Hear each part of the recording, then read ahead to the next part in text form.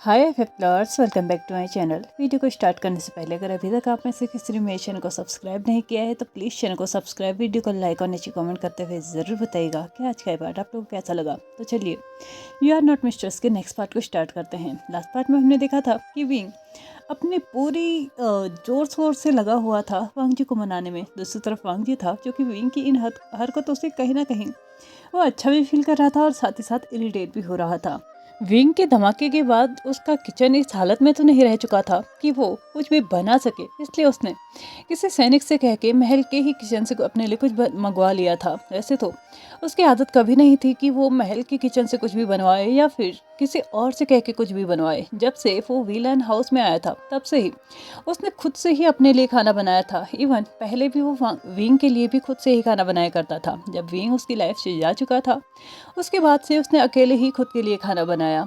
और अब तो उसकी लाइफ में आ चुके थे उसके दो प्यारे प्यारे से बच्चे जिनके लिए वो हमेशा ही बहुत ज़्यादा शौक से खाना बनाया करता था। लेकिन आज तो विंग ने उसका किचन ही तबाह कर दिया, इसलिए उसे मजबूरन राजमहल के ही रसोई घर से अपने लिए कुछ मंगाना पड़ा। कुछ ही देर के बाद उन लोगों का ब्रेकफास्ट आ चुका था और उन चारों ने ही शांति के साथ अपना ब्रेकफास्ट भी कर लिया था। इसी के साथ विंग फिर से अपने दिमाग में कुछ खुरापाती चीज़ें सोच पाता। इससे पहले ही लानवांग जिसको वार्न कर चुका था कि आज के लिए तुम बहुत कर चुके हो, अब अगर तुमने कुछ भी किया तो मैं तुम्हें लात मार के यहाँ से भगा दूंगा। विंग ने इस बात को थोड़ा सा सीरियसली लिया, इसलिए उसने सोचा कि आज के लिए सच में उसने बहुत ज़्यादा कर लिया है, तो हो सके तो बाकी की चीज़ें वो कल से स्टार्ट करेगा। और इसी के साथ उसने आज पूरा दिन भर शांति से रहने का सोचा था। दूसरी तरफ लानवांग जी था जो कि अपने किचन को दोबारा से बनाने में लग चुका था, क्योंकि उसका किचन हमेशा के लिए तबाह तो नहीं रह सकता, इसलिए उसे ठीक करना ही होगा। वो अपने किचन को ठीक करने में लगा हुआ था। विंग चाहता था कि उसकी हेल्प करे, लेकिन लानवांग जी ने उसके वहाँ पर आने को बिल्कुल पाबंदी लगा दी थी, इसलिए वो किचन में नहीं जा पा रहा था। पूरा दिन निकल चुका था और फाइनली शाम के टाइम पे लानवांग जी ने अपने किचन को बहुत अच्छे से फिर से वैसा ही बना दिया था जैसे कि वो पहले था। हाँ, अभी भी कुछ निशान थे, कुछ जगहों पे जले हुए चीज़ें अभी भी थी, लेकिन फिर भी चीज़ें बहुत ज़्यादा सुधर चुकी थी। इसी के साथ उसने जितना बचा कुचा सामान था उसी से अपने लिए खाना भी बनाया। अपने लिए नहीं, अपने बच्चों के लिए भी और विंग के लिए भी, क्योंकि उसे पता था विंग अब यहाँ से जाने का नाम तो नहीं लेगा, इसलिए खाना तो उसके लिए बनाना ही होगा। उन लोगों ने आराम से बहुत ही शांति के साथ उन चारों ने ही अपना डिनर किया। इसी के साथ डिनर कंप्लीट हो जाने के बाद उन लोगों ने अपने अपने कमरे में जाके अपना आराम करना स्टार्ट किया। दूसरी तरफ बच्चे थे जो कि दिन भर के थका देने वाले प्रैक्टिस से थक चुके थे और वो अपने रूम में जाके चुपचाप सो चुके थे। लेकिन इधर लानवांग जी और विंग आज भी लड़ रहे थे तो बैठ के लिए। एक बोल रहा था कि मैं सोऊंगा तो दूसरा बोल रहा था मैं सोऊंगा। लानवांग जी जो कि परमानेंटली वहीं पे रहता था वो उस बेड को छोड़ने के लिए तैयार नहीं था, और विंग था जो कि इतने सालों के बाद उस बेड में सो रहा था तो वो वैसे उस बेड को छोड़ने के लिए तैयार नहीं था। इसके बाद लानवांग जी ने सजेस्ट किया कि चलो ठीक है, हम सोएंगे तो एक ही बेड में, लेकिन हमें ब्लैंकेट्स अलग अलग लेनी होंगी। लेकिन विंग यहाँ भी कहाँ मानने वाला था। उसने तो इस बात से के लिए भी मना कर दिया। उसके लिए तो उसे ब्लैंकेट भी सेम ही चाहिए था जो कि लानवांग जी बोल रहा था, लेकिन लानवांग जी इस चीज़ के लिए एग्री नहीं हो रहा था। ये दोनों अंदर लड़ने में लगे हुए थे। बाहर से बारिश आनी शुरू हो चुकी थी। लानवांग जी ने इस बात का फायदा उठाते हुए विंग से बोल दिया कि अगर अब उसने मेरे से लड़ाई की तो मैं रात भर उसे बाहर खड़ा कर दूंगा और उसे बस भीगने के लिए छोड़ दूंगा, और अगले दिन उसकी तबीयत खराब हो गई तो मैं तो उसको देखने वालों में से नहीं हूँ। ऐसा कहते हुए वो चुपचाप जाके अपने साइड पे लेट गया और अपने ब्लैंकेट को अपने पूरे बॉडी में इस तरीके से उसने कवर कर लिया ना कि विंग उसका एक कोना तक नहीं छू पाएगा। विंग ने भी अपने आप को फाइनली हारा हुआ मान ही लिया और अपने ब्लैंकेट को लेके सो चुका था। वो करवटें बदलते जा रहा था लेकिन उसे नींद नहीं आ रही थी, क्योंकि उसका खुरापाती दिमाग उसे बार बार बोल रहा था कि लानवांग जी के करीब जाओ। दूसरी तरफ लानवांग जी था जो कि विंग की करवटें लेने की वजह से वो भी अच्छे से सो नहीं पा रहा था, और फाइनली अपने आप को अनकवर करते हुए बोलता है, अगर तुम्हें सोना नहीं है तो तुम यहाँ पे कर क्या रहे हो? क्या तुम्हें नहीं पता कि मुझे टाइम पे सोना और टाइम पे उठ जाना पसंद है? तुम्हारी तरह मैं 10 बजे नहीं उठता हूँ, तो चुपचाप सो जाओ वरना बाहर चले जाओ यहाँ से। लानवांग जी की डांट पड़ जाने के बाद विंग पाउट बनाते हुए अपने करवटों को कंट्रोल करते हुए एक ही पोजीशन में लेट तो चुका था, लेकिन उसे नींद अभी भी नहीं आई थी। लगभग आधा घंटा निकल चुका था। दूसरी तरफ लानवांग जी था जिसकी हल्की हल्की सी सोने वाली आवाज़ें आने लगी थी, यानी कि वो सो चुका था। इस बात का एहसास विंग को हो चुका था। विंग ने इस बात का फायदा उठाते हुए अपने ब्लैंकेट को अपने से दूर किया और धीरे धीरे लानवांग जी के करीब जाते हुए उसके कमर से खींचते हुए उससे अपने करीब किया और उसके ब्लैंकेट को अपने पे उड़ाने की कोशिश कर ही रहा था कि लानवांग जी की नींद टूट गई और वो फिर से चिल्लाते हुए बोला, क्या प्रॉब्लम है तुम्हें? क्या तुम अपने साइड को नहीं सो सकते? तुम्हें ब्लैंकेट दिया है ना, तो उसे ओढ़ने में क्या दिक्कत है? विंग अपने पाउटी लिप्स के साथ उससे शिकायत करते हुए बोलता है, मुझे नींद नहीं आ रही, प्लीज मुझे भी ये ब्लैंकेट शेयर करने दो ना। लानवांग जी अपने गुस्से भरी निगाहों से देखते हुए बोलता है, बिल्कुल नहीं, अगर तुम्हें सोना है तो अलग सो, मेरे को यहाँ पे टच करने की जरूरत नहीं है और मेरे ब्लैंकेट को शेयर करने की तो सोचना भी मत। ऐसा कहते हुए लानवांग जी ने फिर से अपने और विंग के बीच में एक डिस्टेंस मेंटेन किया, लेकिन विंग ने फिर से उस डिस्टेंस को कम करते हुए लानवांग जी के करीब आते हुए उसके कमर से फिर से उसे खींचते हुए अपने तरफ खींच लिया। लेकिन इस बार लानवांग जी का पारा सच में बहुत ज़्यादा चढ़ चुका था। उसने विंग को धक्का देते हुए अपने आप को विंग की जो ग्रिप थी उससे रिलीज कराया और बेड से नीचे उतरते हुए बोला, तुम्हारी प्रॉब्लम क्या है? क्या तुम मुझे आराम से नहीं रहने दोगे? क्या तुम्हें कोई प्रॉब्लम है मैं अगर शांति से जीता हूँ तो? क्या मेरा अच्छे से जीना, मेरा शांति से जीना तुम्हें अच्छा नहीं लगता? उसने विंग को डायरेक्टली उसकी आंखों में देखते हुए बोला। विंग ने फिर से थोड़ी सी नौटंकी करते हुए बोला, मैं तो बस तुम्हारे करीब आने की कोशिश कर रहा था, तुम इतना अजीब सा बिहेव क्यों कर रहे हो? वैसे भी इतने सालों तक हम दोनों ने कोई भी इस तरीके के मोमेंट्स को शेयर नहीं किया है, तुम्हें तो और भी ज़्यादा इंजॉय करना चाहिए था।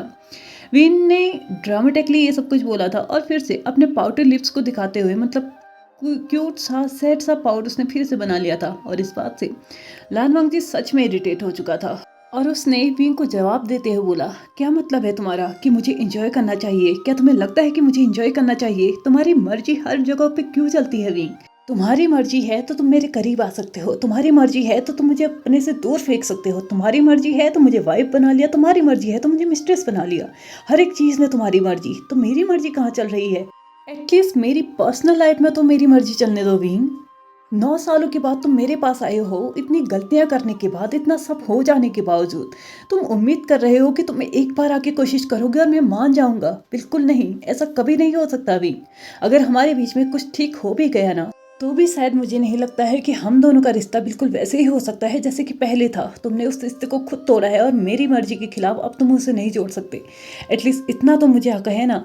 लानवांग जी ने अपनी बात को कंप्लीट किया था और साथ ही साथ उसके फेशियल एक्सप्रेशन से साफ जाहिर था कि उसने ये कैसे बोला था, यानी कि उसने ये पूरी तरीके से गुस्से में बोला था और अपने दिल की बात बोली थी। ये सीधा सीधा विंग समझ चुका था। विंग ने भी अपने आप को बेड से नीचे किया और लानवांग जी के करीब जाते हुए बोला, मुझे पता है मैंने गलती की है और मैं माफ़ी मांगने की कोशिश कर रहा हूँ, तो मैं फिर से मनाने की कोशिश कर रहा हूँ। प्लीज़ मुझे समझने की कोशिश करो, प्लीज़ मेरी कोशिश को भी तो देखने की कोशिश करो ना। लानवांग जी ने विंग ने जो अपने हाथ लानवांग जी के आर्म्स में रखे हुए थे उनको हटाते हुए बोला, कोशिश है? कौन सी कोशिश की है तुमने? हाँ, मुझे कल से इरिटेट करने के अलावा तुमने कोशिश ही क्या की है? आज किचन जलाया है, आज मुझे यहाँ पे शांति से सोने नहीं दे रहे हो, क्या तुम इसे कोशिश कहते हो? मैं इस कोशिश को भी मान लेता अगर ऐसी ही कोशिश तुमने कभी और भी की होती। इन 9 सालों में तुमने मुझसे एक बार भी बात करने की कोशिश की? क्या तुम्हें लगा नहीं कि इन 9 सालों में तुम मुझसे एक बार भी बात कर सकते हो, एक बार भी मुझसे मिलने आ सकते हो? क्या तुम्हें लगता है कि इन 9 सालों की इतनी बड़ी डिस्टेंस के बाद तुम एक छोटी सी कोशिश करोगे, यहाँ पे आके पागलपंती दिखाओगे और तुम्हें लगता है सब कुछ ठीक हो जाएगा? अपने इस बचपने को छोड़ दो विंग, हर बार सिचुएशन एक ही जैसी नहीं होती। तुम हर बार कोशिश करोगे और तुम सफल भी रहोगी, इसकी उम्मीद छोड़ दो।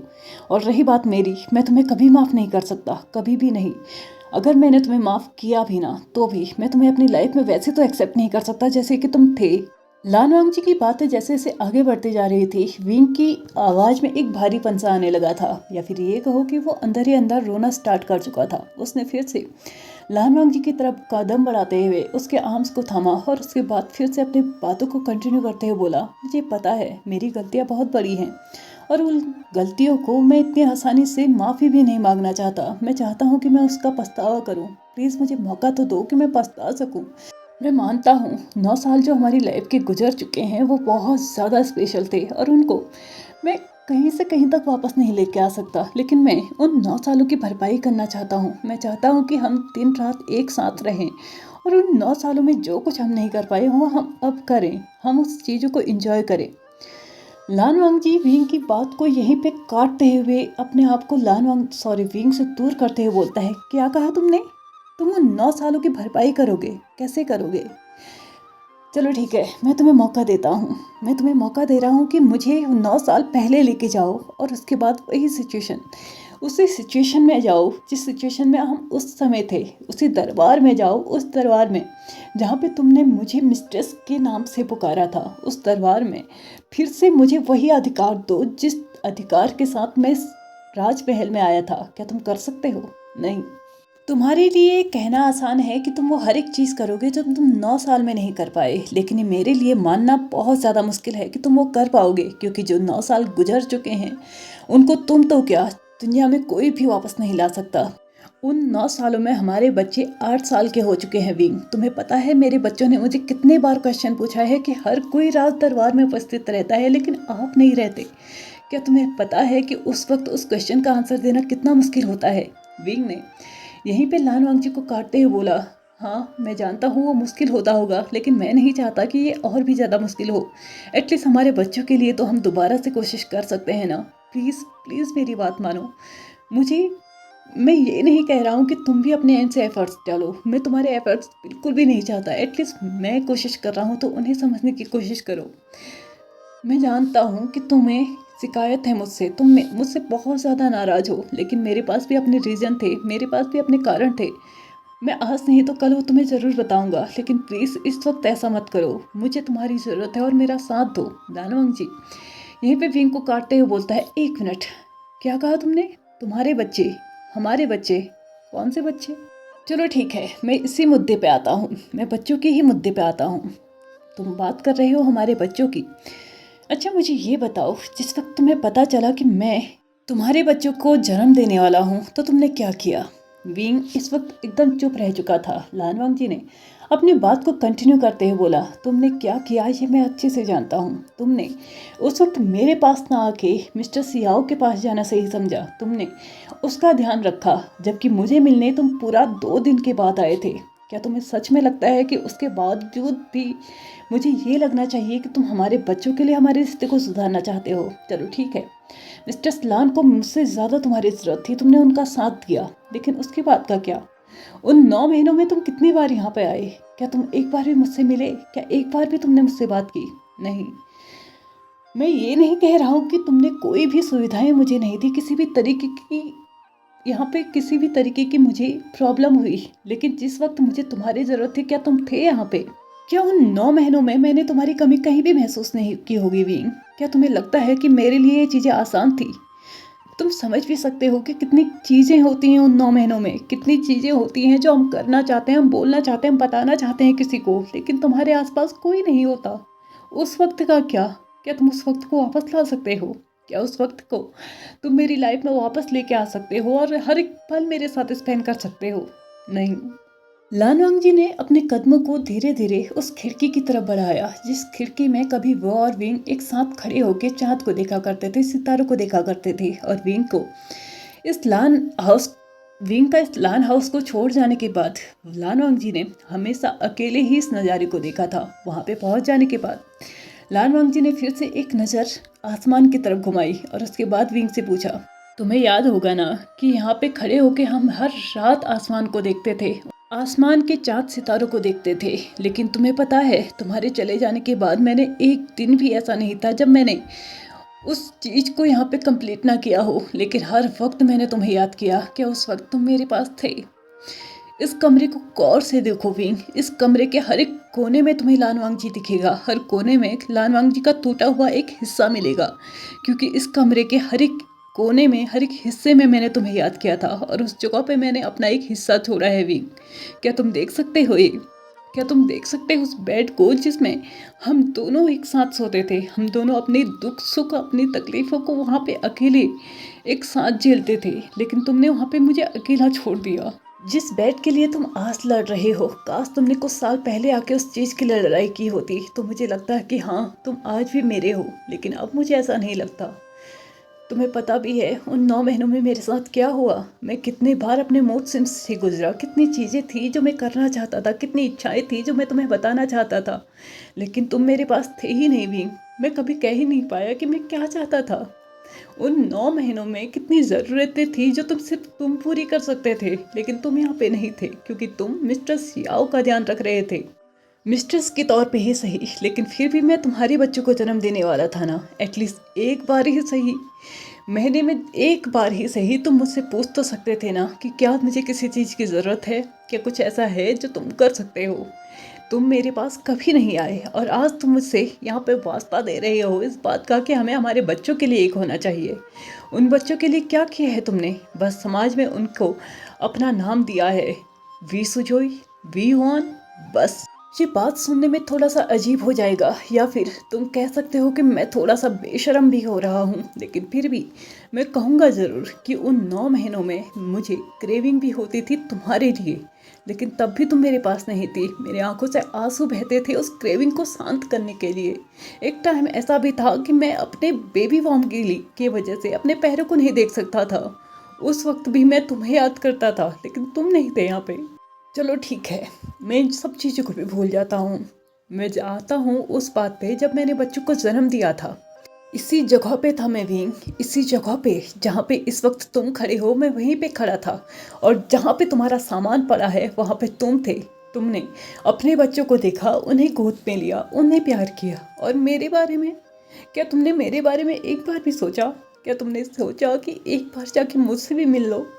हैवी ब्लीडिंग की वजह से मैं लगभग 8 घंटे बाद होश में आया था। उस 8 घंटे में मैंने उन नन्ही सी जानों को भूखा रखा था, लेकिन तुमसे इतना भी नहीं हो पाया कि एक बार आके मेरा हाल चाल पूछ लो। क्यों?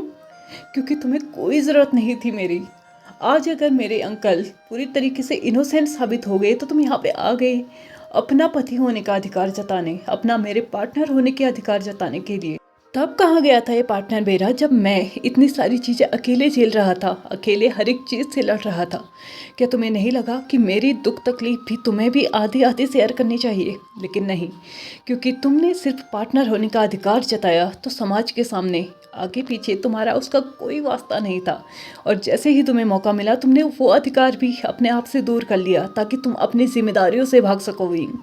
चलो ठीक है, मैं इस चीज़ को भी छोड़ देता हूँ, मैं आगे बढ़ता हूँ, हमारे बच्चों के नेमिंग सेरेमनी में आता हूँ। उस दिन तुमने क्या किया? मिस्टर सियाओ की बेटी को तुमने खुद अपने हाथ से उसको पकड़ा और उसे अपने मुंह से नाम दिया, उसे विशियान नाम दिया तुमने खुद। लेकिन मेरे बच्चों के टाइम पे तुमने क्या किया? क्या वो तुम्हारे बच्चे नहीं थे कि तुम उन्हें अपना नाम दे सको, तुम अपने अपने आप से उनका कुछ नाम रख सको? लेकिन तुमने यहाँ पे सबके सामने साफ साफ बोल दिया कि मैं उनका नाम रखूं। क्यों? क्या उन बच्चों से तुम्हारा कोई रिश्ता नहीं था, या तुम्हारे लिए वो सिर्फ मिस्ट्रेस लान के बच्चे रह चुके थे? तुम्हारा उनसे कोई वास्ता ही नहीं रह चुका था? क्या मैं गलत कह रहा हूँ विंग? बोलो ना, बोलो ना कि मैं गलत बोल रहा हूँ। जो मेरे दिमाग में चल रहा है ये सब कुछ गलत है, एक बार बोलो। नहीं बोल पाओगे तुम, क्योंकि मैं गलत हूँ ही नहीं। चलो ठीक है, इन चीज़ों को भी हम छोड़ देते हैं। तुमने हमेशा मुझसे वादा किया था कि तुम मेरे साथ रहोगे। तुमने कभी भी सिर्फ 6 महीने के बाद मुझे छोड़ दिया। क्या यहाँ पे तुम्हारा वादा कंप्लीट हो चुका था? चलो ठीक है, तुमने मुझसे बोला था कि तुम मेरे उस सपने को कभी भी सच नहीं होने दोगे, कभी भी मुझसे दूर नहीं जाओगे। तुम अच्छे से जानते थे मेरे सपने की वजह से मैं दिन रात अनसिक्योर रहता था, लेकिन तुमने क्या किया? तुमने उस अनसिक्योरिटी को और भी ज़्यादा श्योर कर दिया, और भी ज़्यादा स्ट्रॉन्ग कर दिया, और फाइनली तुमने मुझे छोड़ दिया। मैं इस चीज़ को भी एक्सेप्ट कर लेता, लेकिन सबसे बड़ी बात, तुमने मुझसे वादा किया था कि तुम्हारी लाइफ में सिर्फ मैं हूँ जिसे तुम हमेशा छूना चाहते हो, जिसके साथ हमेशा तुम प्यार करना चाहते हो। लेकिन मिस्टर सियाओ के साथ तुमने क्या किया? क्या तुम मुझसे कह सकते हो कि तुमने उसे कभी नहीं छुआ? क्या तुम कह सकते हो? तुम अगर कहोगे भी ना तो भी मैं नहीं मान सकता, क्योंकि तुम्हारा झूठ सबके सामने है।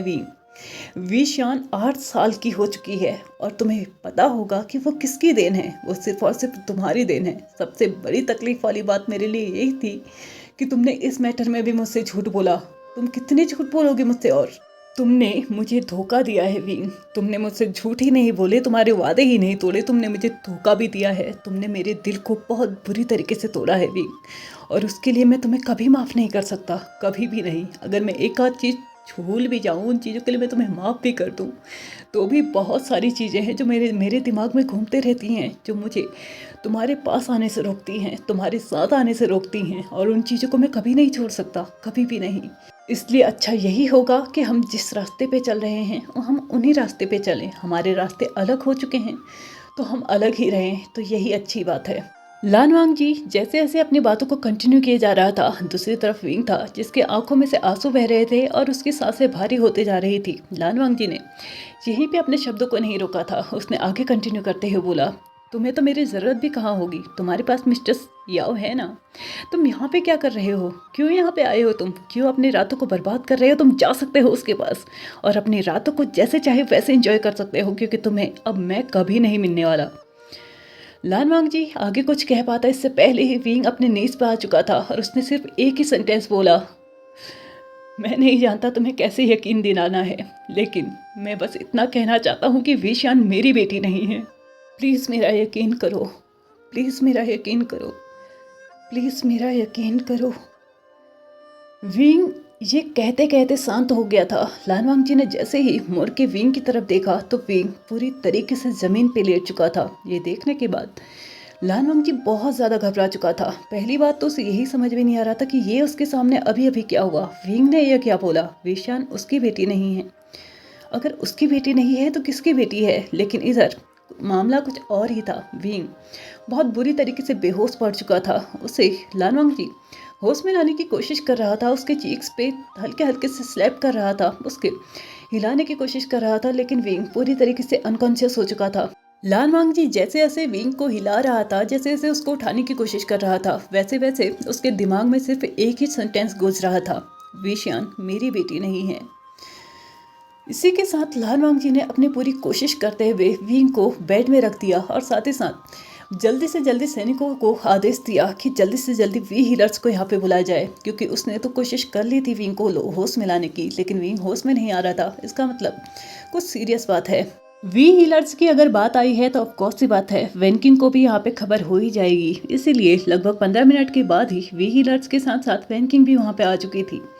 वी हीलर्स ने जैसे ही विंग को चेक किया तो वो लोग बहुत ज़्यादा शॉक्ड थे, क्योंकि विंग की तबीयत आज से ही नहीं पहले से ही ख़राब थी। बस वो अपने आप को कंट्रोल कर रहा था, अपने आप को अपनी स्पेशल फोर्स से ही वो ठीक करने की कोशिश कर रहा था। आत्मिक शक्ति का इस्तेमाल करते हुए वो खुद को स्वस्थ दिखा तो रहा था, लेकिन उसने कुछ ही टाइम पहले अपनी पूरी की पूरी स्पिरिचुअल पावर लानवांग जी को ट्रांसफ़र की है, जिसके चलते वो अब अपने आप को अच्छे से कंट्रोल नहीं कर पाया, अच्छे से अपने आप को मैनेज नहीं कर पाया और फाइनली वो बेहोश हो गया। और इसी के साथ एक और चीज़ थी जो यहाँ पे डॉक्टर्स को समझ में आ रही थी, वो ये कि विंग खुद भी उस नींद से जागने की कोशिश नहीं कर रहा है जिस नींद में वो इस वक्त सो रहा है। यानी कि सिंपल वर्ड्स में बोला जाए तो विंग उठना ही नहीं चाहता, या ये कहो कि वो अब अपने उठने की इच्छा को या अपने लाइफ को जीने की इच्छा को छोड़ चुका है, और वो बस जिस तरीके से इस वक्त सो रहा है लाइफ टाइम इसी तरीके से सोना चाहता है।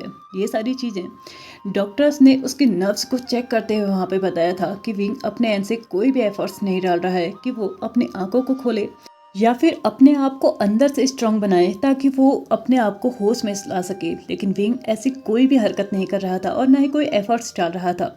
इसी के साथ वी हीलर्स ने यहाँ पे एक और बात सभी लोगों से बोली कि जितना हो सके विंग को उठाने की कोशिश करें। अगर विंग अगले 48 घंटे में नहीं उठता है, अगर वो अपने अंदर से एफर्ट्स नहीं डालता है उठने की, तो उसे कोई भी नहीं उठा सकता और हो सकता है कि ये लाइफ टाइम के लिए सो जाए। और अगर 48 घंटे के अंदर ये नहीं उठते तो हम में से कोई भी कुछ भी नहीं कर सकता। इवन अपनी गोल्डन कोर भी अगर हम इन्हें दे दें तो भी इन्हें बचाया नहीं जा सकता। ऐसा कहते हुए वी हीलर्स वहाँ से जा चुके थे। अब बचा वहाँ पे सिर्फ और सिर्फ लानवांग जी, जो कि बहुत ज़्यादा सैड फेस के साथ इस वक्त विंग को देख रहा था और सोच रहा था कि क्या सच में तुम कोई एफर्ट्स नहीं डाल रहे हो होश में आने के लिए? क्या तुम सच में इस तरीके से यहाँ से जाना चाहते हो? उसने धीरे धीरे अपने कदमों को विंग की तरफ बढ़ाया, उसके हाथों को अपने हाथ में लिया और उसके बाद उसको एकटक देखते रहा। पता नहीं क्यों, लेकिन वो सोच रहा था कि शायद इस तरीके से वो उससे कनेक्ट कर सकता है, वो उसके दिल में झांक सकता है, उससे बातें कर सकता है और जान सकता है कि उसके दिल में क्या चल रहा है। लानवांग जी ने अपनी नज़रों को सिर्फ और सिर्फ विंग की तरफ गड़ाया हुआ था ताकि वो देख सके कि क्या विंग के ऊपर कोई मूवमेंट हो रही है या नहीं। लेकिन इतनी जल्दी उसे रिजल्ट देखने को मिल जाए ये तो पॉसिबल नहीं है। और उसकी आंखों से अब आंसू भी बहने लगे थे, क्योंकि कहीं ना कहीं वो जानता था कि विंग की इस हालत का जिम्मेदार थोड़ा सा ही सही वो भी है, या हो सकता है कि पूरी तरीके से वही है। कितने थे वादे किए, एक पल में तोड़ दिए, झूठा नहीं तू मुझको पता है, बस थोड़ा रूठा सा है। तू रूठे मैं मनाऊं पर तुम बिन कहाँ जाऊं, तुम बिन जिया जाए कैसे, कैसे जिया जाए तुम बिन। तो चलिए फ्रेंड्स, आज की इस पार्ट को हम यहीं पे ख़त्म करते हैं। वीडियो पसंद आए तो please like share subscribe and comment करते हुए जाइएगा। Thank you so much for watching video and I am sorry कि आज की वीडियो बहुत ज़्यादा सैड हो गई है। तो चलिए, thank you so much for watching video and bye bye.